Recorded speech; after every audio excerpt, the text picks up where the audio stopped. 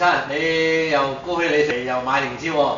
聽講上一次你個孫女話喺英國講呢個面呢度有啲咩三七成經線，而家好啲未啊？咁啊上一次個原因係咁樣嘅。咁啊，我個孫女咧就俾啲病菌就踢嗰個面部，咁有半邊面部咧就係即係唔識喐嘅。我唔知喎。咁啊隻眼又唔幾眨啊，同埋個嘴係歪歪地嘅。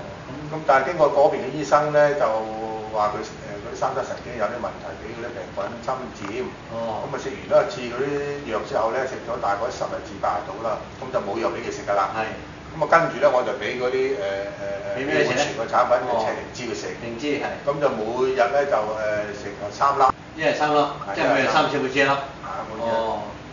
有冇跟維他命 C 食㗎？有。要一定跟維他命 C 喎。有。如果唔係吸收唔晒嗰啲主要嘅精華嘅話。係啊。咁啊食咗1個禮拜之後咧，佢嘴已經唔歪啦。咦咁好啊？係啊。咁啊不過嗰個眼咧已經又可以恢復翻正常。哇！咪好開心你孫女。而家我繼續都俾佢食嘅。好啊。就咁嘅情況啫。要維持喎。